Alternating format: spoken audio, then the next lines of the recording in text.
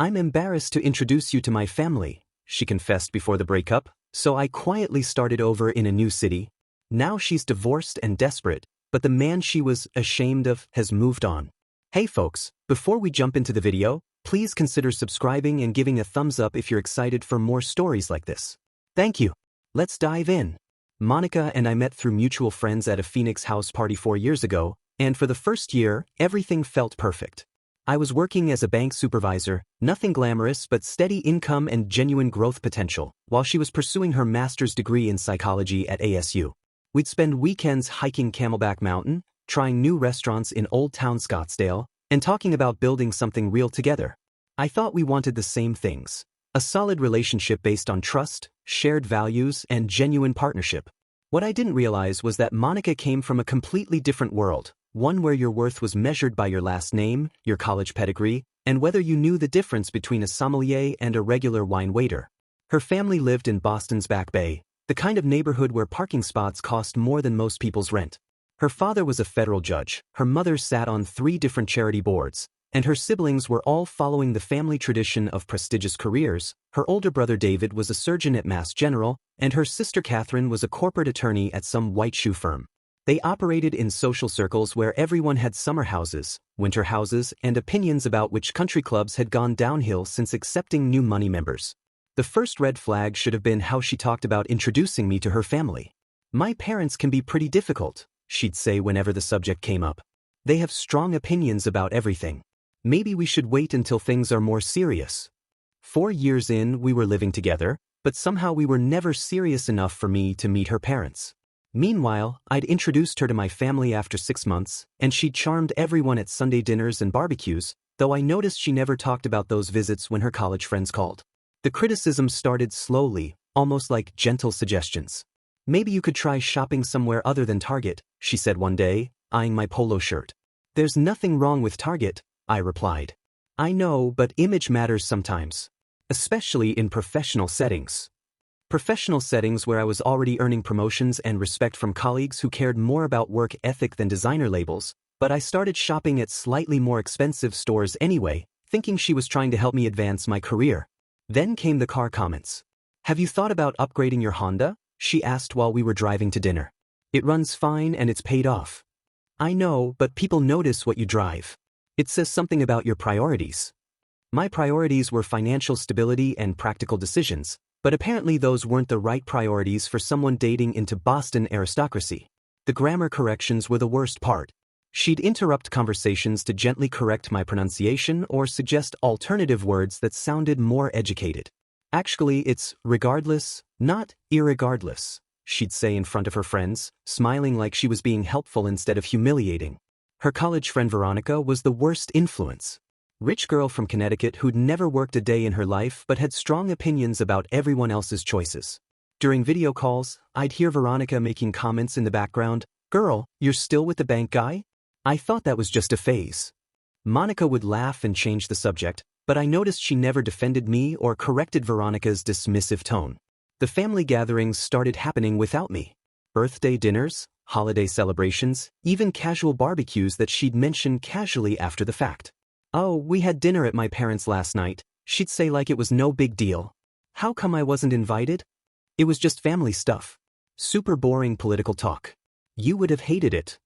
But her Instagram stories told a different version, showing elaborate family dinners with extended relatives, family friends, and people who looked exactly like what central casting would order for wealthy Boston socialites.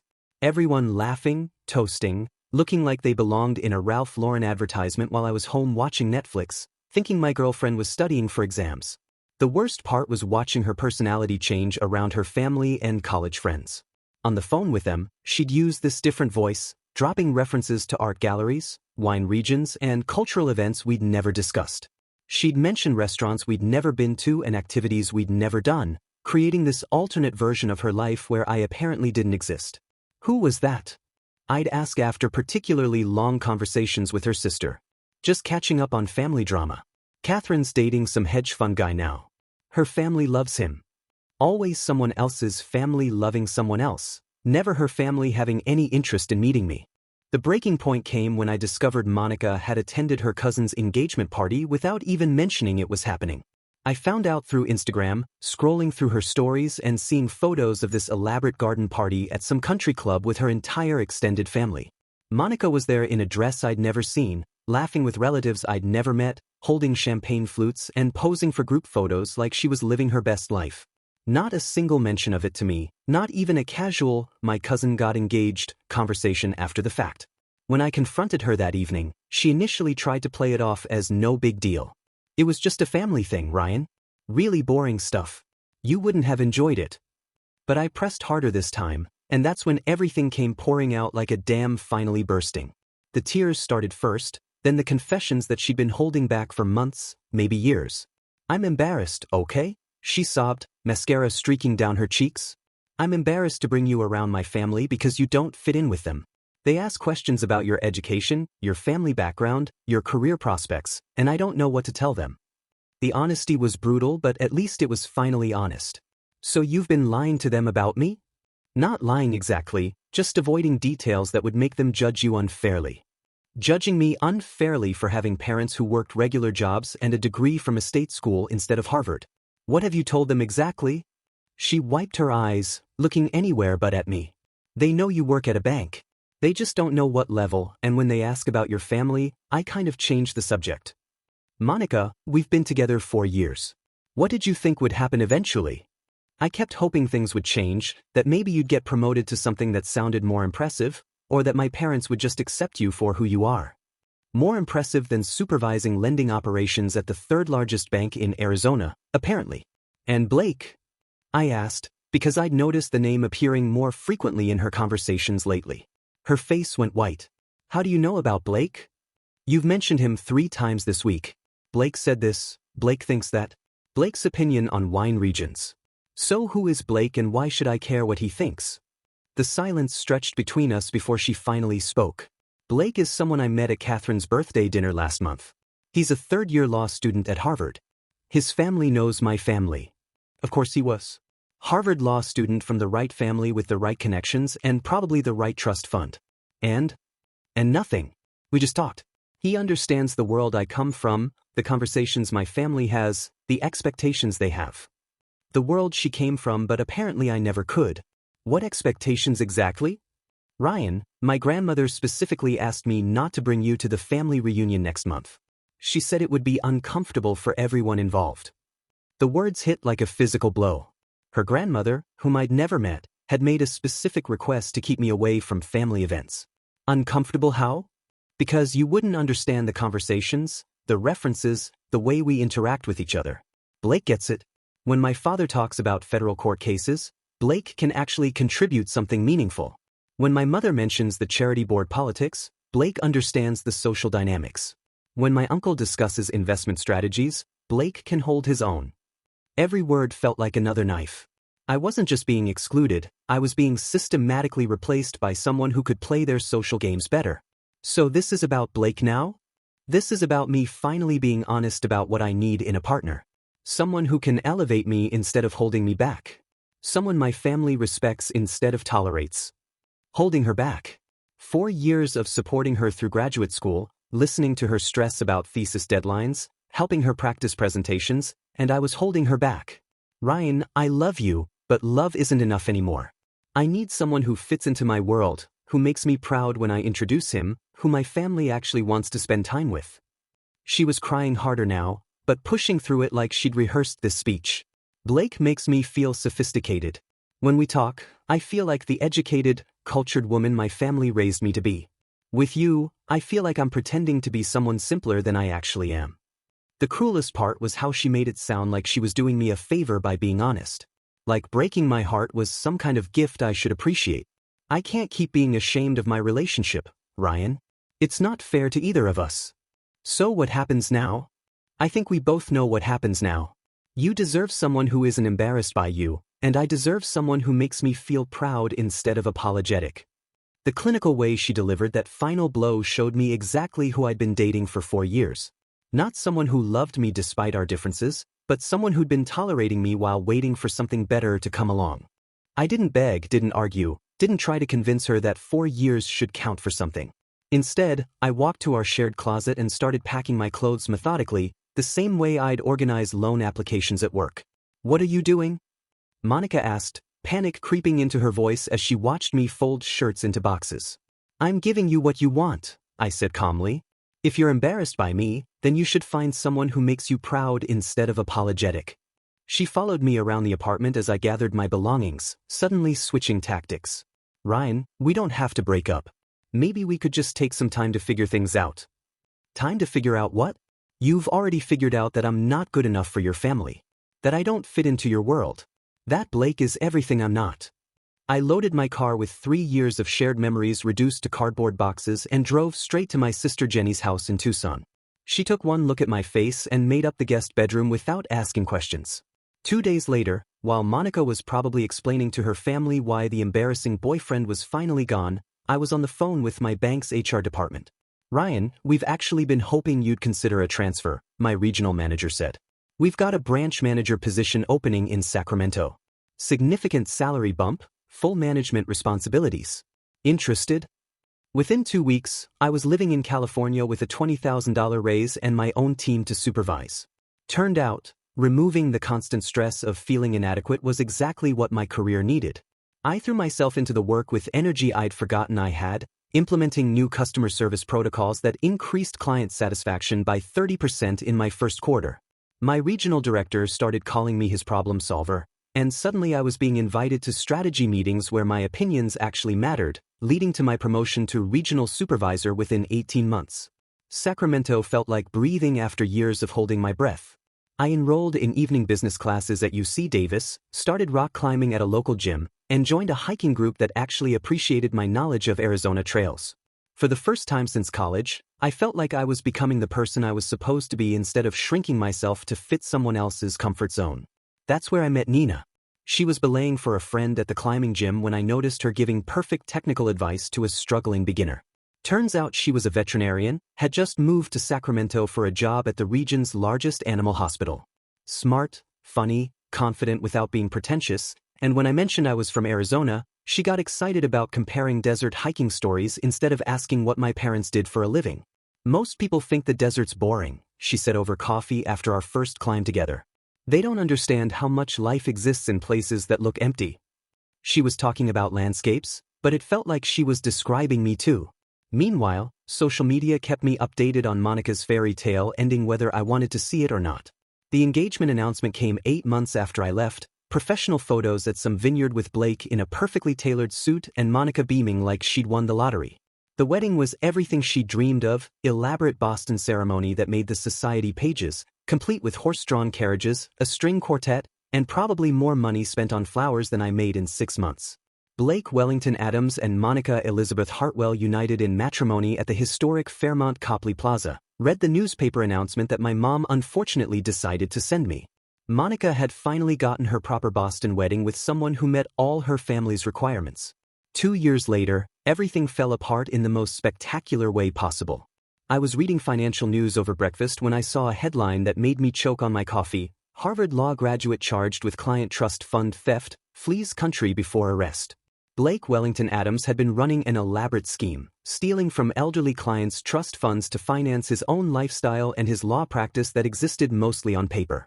The FBI estimated he'd embezzled over $2 million before disappearing, probably to some non-extradition country with accounts full of stolen money. The scandal was massive, front-page news in Boston with details about how Blake had used his family connections and Harvard credentials to gain clients' trust before systematically robbing them blind. Monica's name appeared in every article as his wife, the woman who'd benefited from the stolen funds without apparently knowing their source. Her perfect marriage to her sophisticated, cultured, family-approved husband had turned into a public humiliation that destroyed everything she'd spent years trying to build. The family that had embraced Blake as their ideal son-in-law suddenly found themselves associated with federal crimes and elderly abuse, and from what I heard through mutual friends, they distanced themselves from Monica faster than stock prices falling during a market crash. Monica's perfect life collapsed completely. She lost her graduate school funding when the university discovered she'd been living off stolen money, her degree program terminated, and her social circle evaporated overnight. The Boston elite who'd welcomed her as Blake's wife suddenly treated her like radioactive waste, and she moved back to Phoenix alone, taking a retail job at Nordstrom to pay the legal bills Blake had left behind. Meanwhile, I was presenting at a regional banking conference in Las Vegas, discussing growth strategies that had made my branch the most profitable in Northern California. Nina was there supporting me, proud to watch me speak to an audience of industry professionals who respected my insights about market expansion and customer retention. We were celebrating with my colleagues afterward when I heard a familiar voice behind me. Ryan? Ryan, is that really you? I turned around to find Monica standing there looking like a completely different person. Gone was the confident woman who'd been embarrassed by my background. This version looked hollow, desperate, wearing a dress that hung loose like she'd lost significant weight from stress. Monica, what are you doing here? I've been trying to find you for months. Your sister wouldn't give me your number, your old workplace said you'd transferred, and your parents. She trailed off, probably remembering how she treated my family. I even went to their house, but your dad told me you'd moved on and I should do the same. Good for my dad. How did you find me here? I saw the conference posting online about your presentation. Regional Supervisor Ryan Matthews discussing innovative banking strategies. I couldn't believe it was you. She was staring at me like I was some exotic species she'd never seen before. Professional success apparently looked good on me. Ryan, I need to talk to you privately. It's really important. Nina appeared beside me then, sliding her arm through mine naturally. Hey, how'd the networking go? She asked, then noticed Monica's desperate expression. Oh, sorry, I didn't mean to interrupt. Nina, this is Monica, someone from my past, I said, watching Monica's face process that introduction. Someone from my past, not my ex-girlfriend, not someone who'd mattered, just a former acquaintance. Monica, this is Nina, my girlfriend. Monica's composure cracked visibly. Your girlfriend? How long have you been together? About a year and a half, Nina answered warmly, completely unaware of the historical tension. Ryan's told me so much about Phoenix. We're actually planning to visit his family next month. The contrast wasn't lost on any of us. Nina was excited to meet my family while Monica had spent 4 years avoiding the same introduction. Could we please talk privately? Monica pressed, her voice getting higher and more desperate. Just for 5 minutes. There are things you don't understand about what happened with Blake, about why I made the choices I made. I understand perfectly, I said calmly. You chose someone who impressed your family over someone who loved you genuinely. How did that work out? Her face crumpled. It was a disaster, Ryan. Blake wasn't who any of us thought he was. He fooled everyone, including me.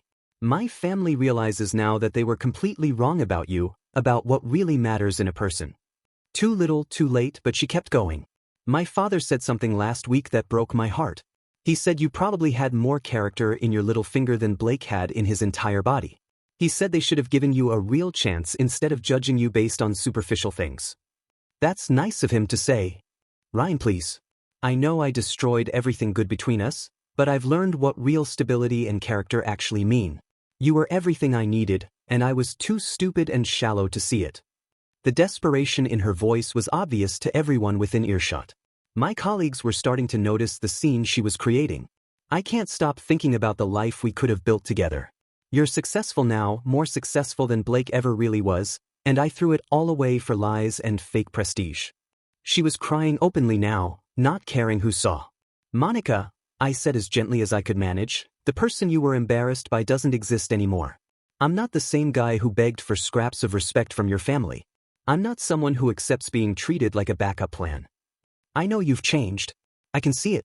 You're confident now, successful, everything I always knew you could become. We could start over. I could show you how much I've learned, how much I appreciate what we had. Nina squeezed my arm supportively, somehow knowing exactly what I needed without me saying a word. The man standing here now wouldn't date someone who spent 4 years being ashamed of him, I continued. I've learned what I'm worth, and it's not someone's consolation prize after their first choice turned out to be a criminal. Monica looked at Nina with pure desperation. You don't understand our history. What we built together. I understand that history is exactly where it belongs, Nina replied calmly. In the past. As we walked away, Monica called after us one last time. Ryan, you were right about everything. About love, about loyalty, about what really matters. I see that now. I turned back once to look at her standing alone in that hotel lobby, surrounded by successful professionals who were living the life she'd always claimed to want but had never been willing to work for. I hope you find whatever you're actually looking for, Monica. But it's not me.